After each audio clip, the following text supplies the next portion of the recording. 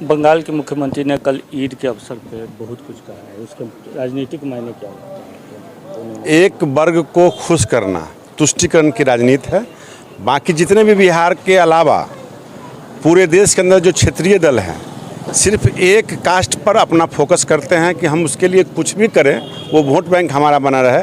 लेकिन हमारे देश के यशस्वी प्रधानमंत्री जी देश के अंदर जितने भी जाति हैं, जितने भी धर्म हैं, जितने भी मजहब हैं, सबों के लिए काम करते हैं। तुष्टीकरण की राजनीति हमारी पार्टी नहीं करती है। नीतीश कुमार के बाद अब ममता बनर्जी भी प्रधानमंत्री के दौर में शामिल हैं। वैसे दर्जनों लोग हैं, दिल के टुकड़े हजार हुए, कुछ इधर गिरे कुछ उधर हुए। जितने समाजवादी हैं बिखर चुके हैं, कभी भी जीवन में इकट्ठा नहीं होने वाले।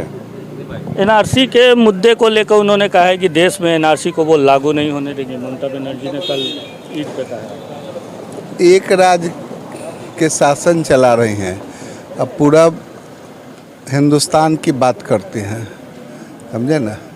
यह होने वाला है।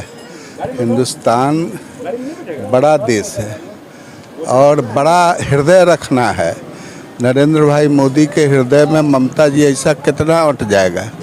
जुमलेबाजी उसने कल कहा, ममता बनर्जी जुमलेबाजी अब नहीं चलेगी देश में। जुमलेबाजी तो वो कर रही है, नरेंद्र भाई मोदी तो काम कर रहे हैं और काम उनका दिख रहा है। अब बंगाल की क्या हालत हो गई, किस तरह से भूखमरी है, कैसे अराजकता है, किस तरह से हर बात पर रोज़ लड़ाई हो रही है। वैसा तो किसी राज्य की हालत नहीं है जैसा उनका हालत है। आपको लगता है कि बांग्लादेशी घुसपैठिया और रोहिंग्या के बदौलत वो प्रधानमंत्री बन जाएंगे? देखिए, सोच गलत है। सवाल इस बात का है कि अपनी जनता जो हमारा है उसको जितना प्यार करेंगे, जितना सम्मानित करेंगे, जितना सुविधा देंगे वह हमारा होगा। दूसरे देश की जनता को कितना सुविधा दीजिएगा, वह कभी आपका होने ही वाला नहीं है। अगर हो जाता है तब तो बहुत बड़ी बात हो जा सकती थी, कभी है थोड़े ही। मतलब पूरे बयान को आप मुस्लिमों को साधने के तौर पे देखते हैं? देखिए, मुस्लिमों से भाई, मुस्लिम तो इस देश का रहने वाला जो मुस्लिम है, बाबर के साथ कितना मुस्लिम आया था, इस सब देश का मुस्लिम ही तो कन्वर्टेड हम ही लोगों का भाई है। उससे थोड़ी मेरी कोई लड़ाई है। लड़ाई है जो बांग्लादेशी लोग घुसपैठी करके हमारे देश की जनता को कमज़ोर करना चाहते हैं, हमारे मुस्लिम भाई को कमज़ोर करना चाहते हैं, उससे लड़ाई है। ईद के अवसर पर बंगाल की मुख्यमंत्री ममता बनर्जी का एक बड़ा बयान आया है। बयान ये है कि उन्होंने मुसलमानों से अपील की है कि आप एक हो जाएं, हम दिल्ली की गद्दी हिला देंगे। इस बयान के सियासी जो महत्व हैं वो बहुत बड़े हैं। अब देख सकते हैं जैसे मुख्यमंत्री नीतीश कुमार प्रधानमंत्री 2024 की जो दौड़ है उसमें शामिल हुए हैं, उसके बाद अब भी लगता है कि ममता बनर्जी भी इस दौड़ में शामिल हो गई हैं।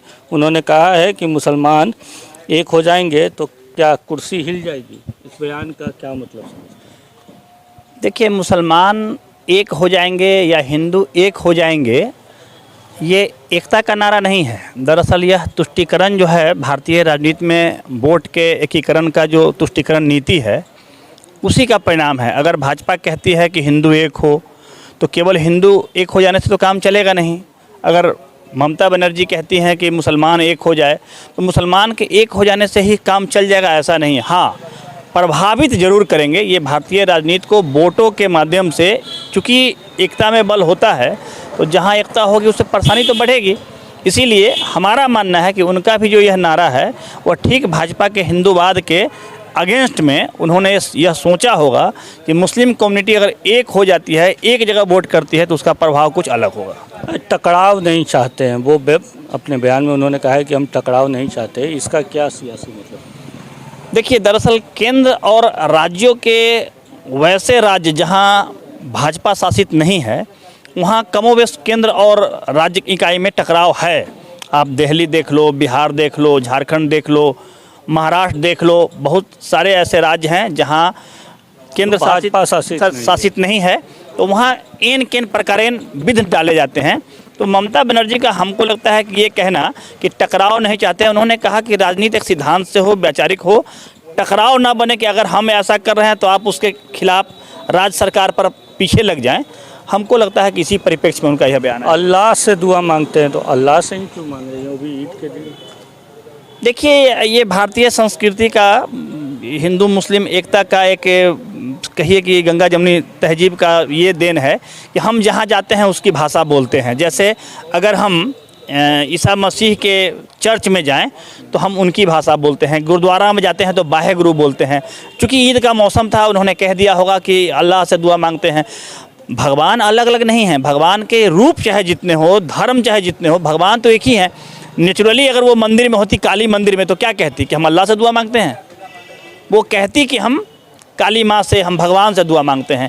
कहने का मतलब है हम ईश्वर से दुआ करते हैं। वो अल्लाह हो, ईश्वर में राम हो, कृष्ण हो, कुछ भी हो, खुदा हो, वाहे गुरु हो, ईसा मसीह हो, सब एक है। तो वो उनका कहना है कि भगवान से हम दुआ मांगते हैं।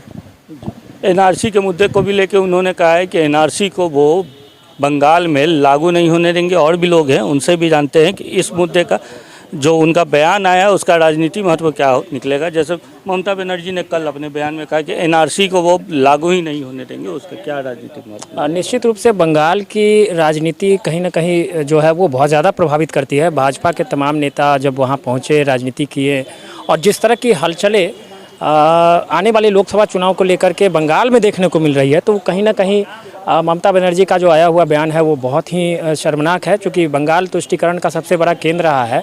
खासकर अगर हिंदू मुस्लिम कम्युनल राइट अगर वहाँ पर होती है तो एक तरफा कार्रवाई जो है वो बंगाल की सरकार पर हमेशा जो है सवाल खड़े हुए हैं। एनएचआरसी से लेकर तमाम संस्थाओं ने उठाए हैं। तो लोकसभा का जो चुनाव हो रहा है उसको कहीं ना कहीं जिस प्रकार से राहुल गांधी पर कार्रवाई हुई या उनकी जो गलतियां हुई, उसमें कहीं ना कहीं ममता बनर्जी अब एनआरसी मुद्दे को दोबारा ला करके अपने आप को बतौर विपक्ष की सबसे बड़ी लीडर के रूप में प्रेजेंट करना चाहती हैं।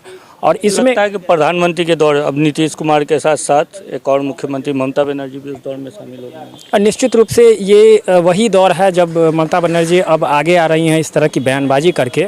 तो नीतीश कुमार का अगर कहीं भी प्रेजेंट उनको किया गया है बतौर प्रधानमंत्री उम्मीदवार, तो उसमें कहीं ना कहीं ममता बनर्जी, चूँकि इसके पहले के भी लोकसभा चुनाव में ममता बनर्जी का इस प्रकार का बयान आता रहा है, तो अब वो उस दौर में शामिल होती हुई नज़र आ रही है। और ये बयान अपने आप में इस बात को बताता है कि अब इस रेस में वो भी है। ममता बनर्जी ने कल अपने बयान में कहा, हम दंगा नहीं चाहते, हम शांति चाहते हैं, हम जुमलेबाजी नहीं चाहते। इस मुद्दे को लेकर और लोगों से भी बात करते हैं, जानते हैं कि उनकी इस बयान का क्या मतलब निकल के सामने आता है। और ममता बनर्जी का कल जो बयान आया है कि हम शांति चाहते हैं, हम दंगा नहीं चाहते, इसको किस ढंग से देखते हैं? अब जो भी बयान जो राजनीतिक पार्टियां, खास करके क्षेत्रीय पार्टी का आ रहा है या सभी पार्टियों का, वह अब 2024 चुनाव के मद्देनज़र है। ममता बनर्जी भी चूँकि नीतीश कुमार दिल्ली दौरा कर रहे हैं, बैठक कर विपक्ष के नेताओं से मिल रहे हैं और कहीं ना कहीं अघोषित रूप से पीएम उम्मीदवार के दावेदारी की घोषणा चाहते हैं आधिकारिक रूप से। तो ऐसे में ममता बनर्जी भी बंगाल की मुख्यमंत्री रही हैं और बंगाल में अच्छा पकड़ है उनका, तो अपना चेहरा भी इसलिए वह अभी फेयर, केवल सब लोग इनका नेतृत्व तो नहीं मान ले, इसीलिए इस सब मुद्दों पर उनकी चर्चा, और चूँकि राष्ट्रीय मुद्दा उठा रही हैं और जिस मुद्दे को बंगाल में चाहती हैं या उस पर कायम रहती है, उसी मुद्दे को चाह रही कि राष्ट्रीय स्तर पर उठा करके अपना चेहरा भी दावेदारी के रूप में घोषित रूप से पेश करें। तो कहीं ना कहीं उसका 2024 चुनाव से मतलब है। कल उन्होंने किसी का नाम तो नहीं लिया, पर उन्होंने कहा कि अब जुमलाबाजी नहीं होगी या ठोक दो, किसको ठोक दो, इस तरह की जो बात कही। तो कहीं ना कहीं योगी और मोदी को ध्यान में रखते उन्होंने, बिल्कुल हम पहले ही कह चुके हैं कि 2024 चुनाव के मद्देनज़र ममता बनर्जी ने बयान दिया है और उनका जो भी बयान आ रहा है 2024 चुनाव को देखते हुए आ रहा है। योगी और मोदी को टारगेट करते हुए कहीं ना कहीं दूसरी ओर विपक्ष को भी यह मतलब दिखाना चाहती हैं कि हमारी भी उपस्थिति है और हम भी किसी से कम नहीं है। तो अपनी उपस्थिति को दिखाने में विपक्ष और सत्ता पक्ष दोनों को उपस्थिति दर्ज कराने के लिए उन्होंने ऐसा बयान दिया है, जैसा लग रहा है। जैसा कि हमने सुना है कि मुजफ्फरपुर में लोग जो हैं इस पूरे मुद्दे को लेकर 2024 के चुनाव में ममता बनर्जी की दावेदारी से जोड़ कर देख रहे हैं। नवभारत टाइम्स ऑनलाइन के लिए मुजफ्फरपुर से मैं संदीप कुमार।